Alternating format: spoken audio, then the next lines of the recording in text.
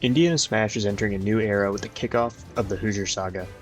This circuit has been in the works for a really long time, and we're very excited for this circuit to shape the content, storylines, and competition for Indiana over the next year. This circuit spans all of Indiana Smash, meaning there's a lot we gotta cover, which is why we're starting this series. We'll be keeping you up to date with all the qualifying events, breaking down the structure of the circuit, as well as looking at other in-state events outside of the circuit to get an idea of who is currently on pace to make the finale cut. The first part of this video will act as an introduction to the circuit to make sure everyone understands the structure. So, we'll start by diving in and explaining the path to the finale. The Hoosier Saga finale has a total of 32 spots open for competitors, with one of these being filled by Wolfie at the first open qualifier this weekend at Notre Dame. 13 of these spots will come from open qualifier tournaments, where the highest placing non-invited player will qualify for the finale. There's still 12 of these left to go, and the next one is actually right around the corner. FortLan 2024, happening August 19th, is the second open qualifier, and is on track to be the largest of all the open qualifiers. With Wolfie already qualifying, FortLan is up for grabs for a lot of different people.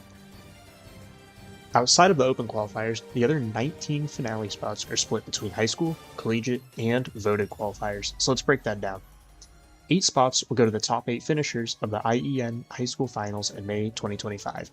This event is a 32-player high school invitational where high school players will have to qualify from various high school qualifier events happening within the circuit. One of these has actually already happened.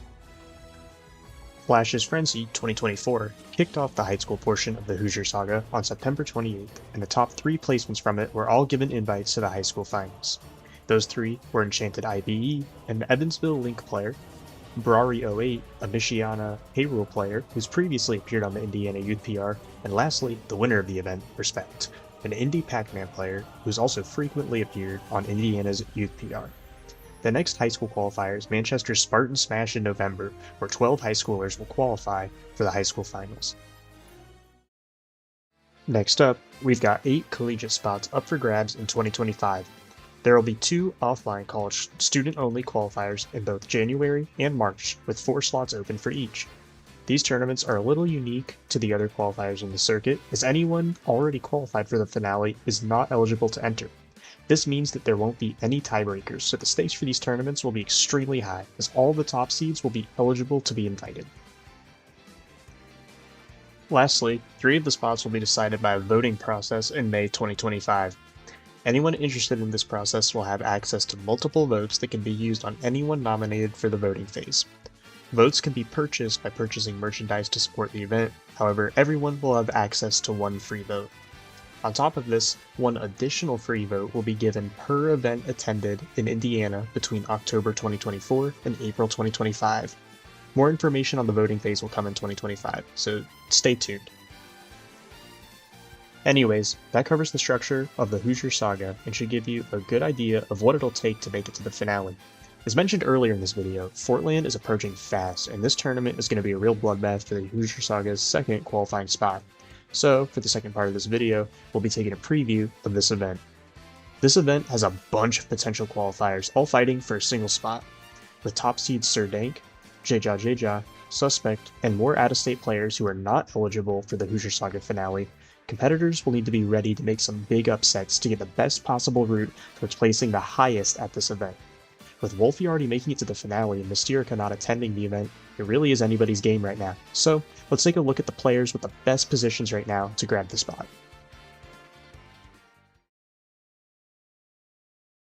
First up, we've got Grease Almighty, who currently would be the front runner for this qualifier. Grease placed the highest out of all the Indiana players at Riptide 2024, and recently has been on a streak of second places to Wolfie at 2 different Indiana Tier 2 events. He also ended up winning the Butler Brawl last weekend. That being said, there are a couple threats to Grease in this bracket. Duck 190 won the previous set between these 2 and has been on a tear in Fort Wayne as of lately. Boogie also won the previous encounter of these 2 in a swift 3-0 at the first Butler Brawl, so while Grease has been on top of it as of lately, it's definitely a good idea not to count anybody out.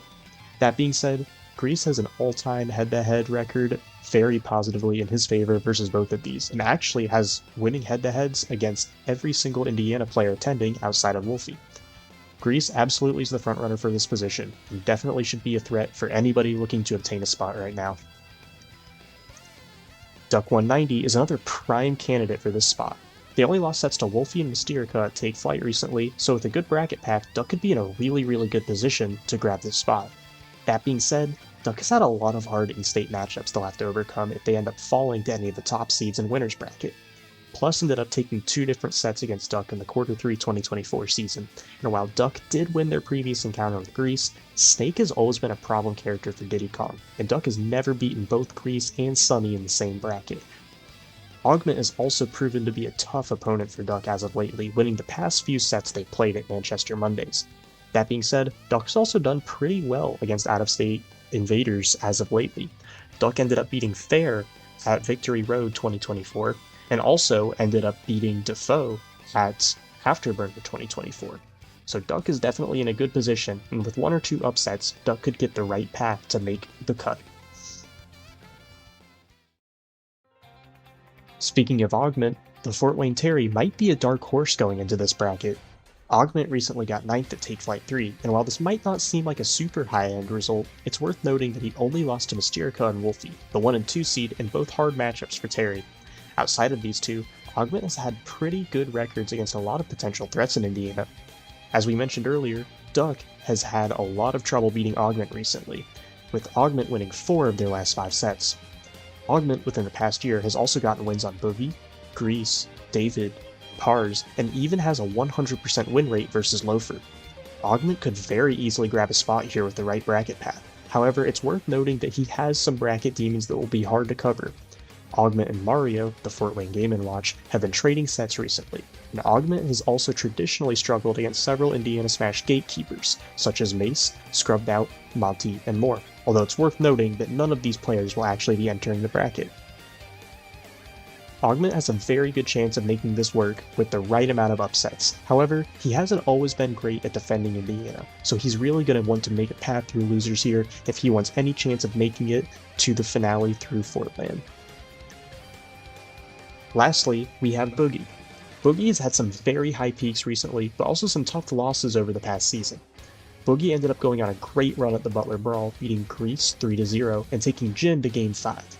However, Boogie ended up losing to Pars in a matchup he's historically struggled in. Both Loafer and Pars have gotten upsets on Boogie in the past season, and with how popular Kazuya is becoming in Indiana, Boogie will definitely need to prepare for something like that, especially with Suspect being one of the top seeds at the bracket. However, Boogie has always done well at Odyssey events. Boogie ended up getting 17th at Afterburner, 17th at Lucid, and 17th at The Works. He's had a pretty good streak at Odyssey events, but he'll need to step it up if he wants any chance of making this qualifier work. He's ended up getting wins on all of the other potential threats to this qualifier spot, so if Boogie can make the right plays happen, he might actually end up being the one to take it home this weekend.